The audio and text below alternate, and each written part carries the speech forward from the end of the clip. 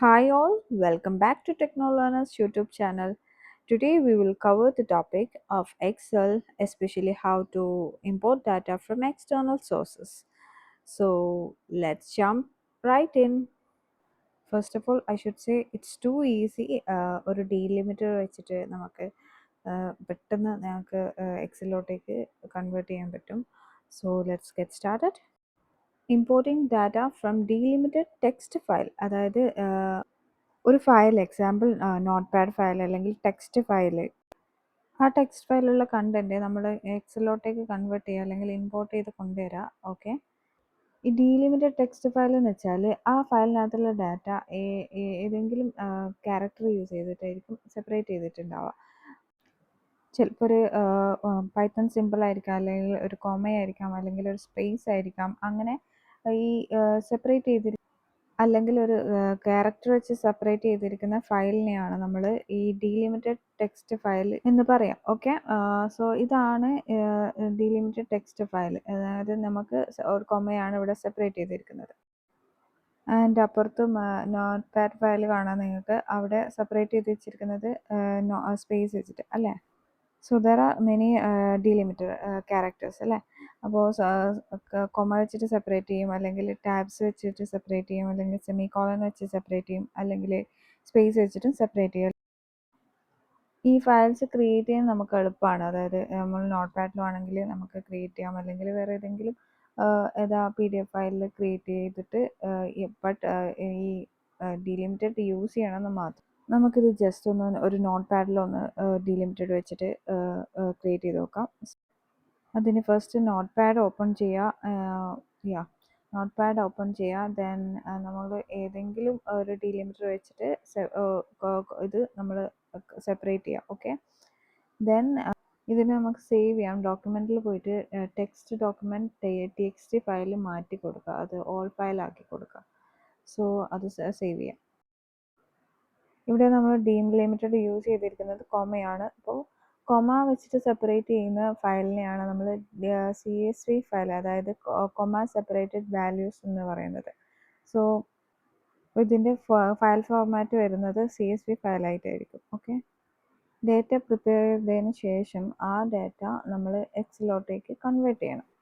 അതിന് ഇവിടെ ഈ കാണിക്കുന്ന ഡാറ്റ എന്ന റിബണിലോട്ടേക്ക് പോവുക. അതിൽ first option get external data choose ചെയ്യുക. അവിടെ നമുക്ക് ഒരുപാട് ഓപ്ഷൻസ് കാണാൻ കഴിയും.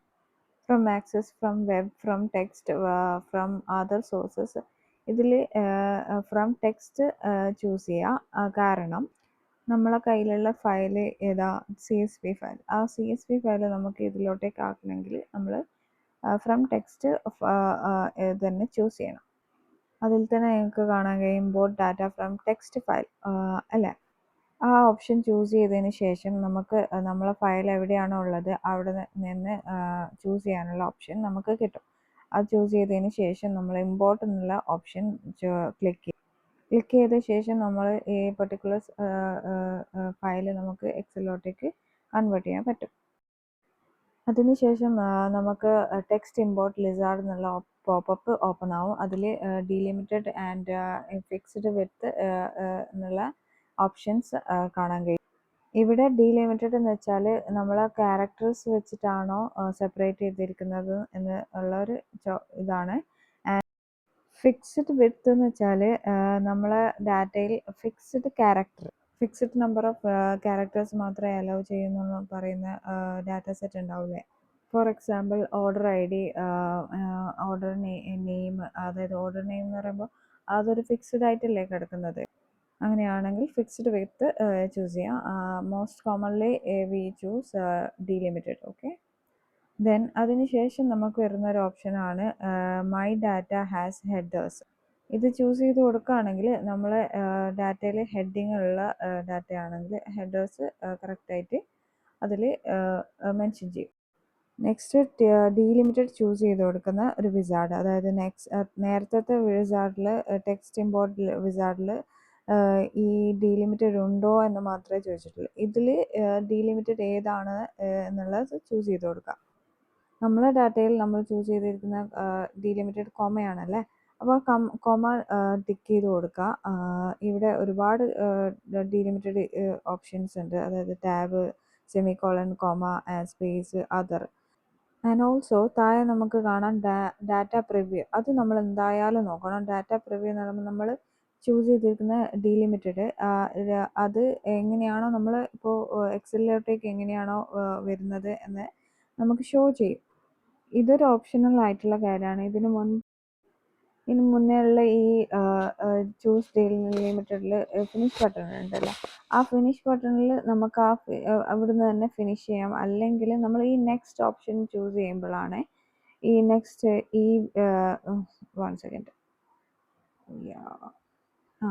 ഈ നെക്സ്റ്റ് ഓപ്ഷൻ കൊടുക്കുകയാണെങ്കിൽ ഈ ഒരു കോൺഫിഗർ ഡാറ്റ ടൈപ്സ് എന്ന വിസാർഡ് വരും.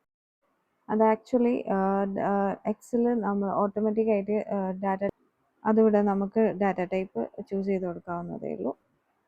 And the last one is import location. അതായത് ഇത് നമുക്ക് ഇപ്പോൾ ഓപ്പൺ ചെയ്തിരിക്കുന്ന എക്സിസ്റ്റിംഗ് ഷീറ്റിലേക്കാണോ അല്ലെങ്കിൽ വേറെ ഷീറ്റിലേക്കാണോ എന്നുള്ള ഇത് ചൂസ് ചെയ്യാനുള്ള ലൊക്കേഷൻ ചൂസ് ചെയ്യാനുള്ള ഓപ്ഷനാണ്. അവിടെ കാണിക്കുന്ന $8 $1 കണ്ടിട്ട് ആരും കൺഫ്യൂസ്ഡ് ആവണ്ട. അത് ആബ്സല്യൂട്ട് റെഫറൻസ് എന്നാണ് പറയുക. അത് ഇന്ന റോളിന് സ്റ്റാർട്ട് ചെയ്ത് ഇന്ന റോൾ വരെ എന്നുള്ളൊരു അഡ്രസ്സിംഗ് ആണ്. അതല്ല നിങ്ങൾക്ക് ന്യൂ വർക്ക്ഷീറ്റ് ആണ് വേണ്ടതെങ്കിൽ ന്യൂ വർക്ക്ഷീറ്റ് ചൂസ് ചെയ്ത് കൊടുക്കുക, ഓക്കെ കൊടുക്കുക. ഓക്കെ, ഇത് നമുക്ക് പ്രാക്ടിക്കലായിട്ടൊന്ന് ചെയ്ത് നോക്കാം എക്സൽ ഷീറ്റ് എടുത്തിട്ട്. സോ ഹിയർ ഡാറ്റ റിബണിൽ ഫസ്റ്റ് ഓപ്ഷൻ ഗെറ്റ് ഡാറ്റ എന്നുള്ള ഓപ്ഷൻ ചൂസ് ചെയ്യുക. അതിൽ ലെഗസി വിസാർഡ് എന്നുള്ള ഓപ്ഷൻ ചൂസ് ചെയ്യുക. ഹിയർ ഈസ് ദറ്റ് ലെഗസി വിസാർഡിൽ നമുക്ക് ഫ്രം ടെക്സ്റ്റ് ലെഗസി എന്നുള്ള ഓപ്ഷൻ ചൂസ് ചെയ്യാം. ഇവിടെ നമുക്ക് നമ്മളെ ഫയല് ചൂസ് ചെയ്യാനുള്ള ബ്രൗസ് ചെയ്യാനുള്ള ഓപ്ഷൻ കാണാൻ കഴിയും. അത് ഇമ്പോർട്ട് ചെയ്യാം. സോ ആൻഡ് ദെൻ ഞാൻ നേരത്തെ പറഞ്ഞ ഈ ടെക്സ്റ്റ് ഇമ്പോർട്ട് വിസാർഡ് അത് വരും. അതിൽ ഡീലിമിറ്റഡ് ചൂസ് ചെയ്യുക.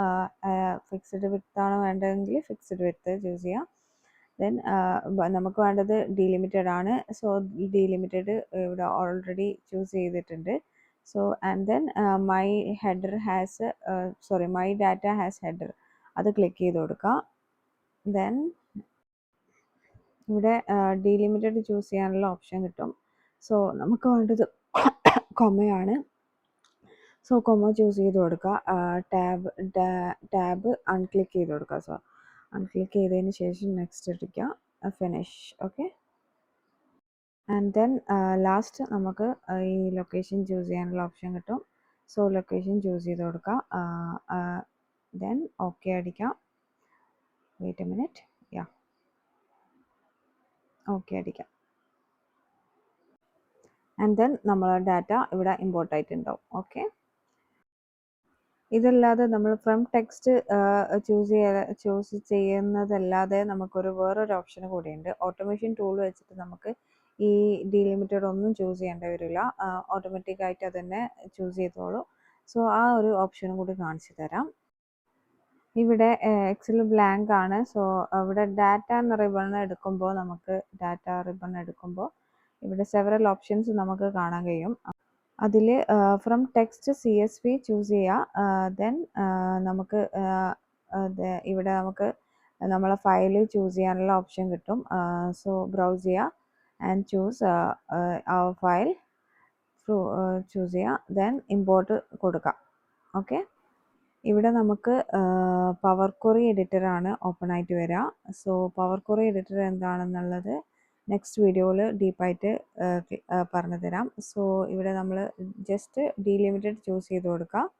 ഡീലിമിറ്റഡ് കോമയാണ്. സോ കോമ ഡീലിമിറ്റഡ് ആയിട്ട് ചൂസ് ചെയ്ത് കൊടുക്കുക ആൻഡ് ലോഡ്. ഓക്കെ, ലോഡ് എന്ന ഓപ്ഷൻ ചൂസ് ചെയ്ത് കൊടുക്കുക. ഇവിടെ ട്രാൻസ്ഫോം എന്നുള്ള ഓപ്ഷനും ഉണ്ട്, അത് ചൂസ് ചെയ്ത് കൊടുക്കേണ്ട ആവശ്യമില്ല.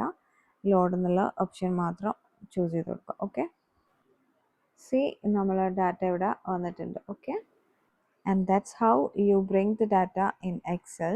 I hope this tutorial was helpful, and if you have any question, leave them in the below comment section, and Don't forget to like, share, and subscribe to my channel. Thank you.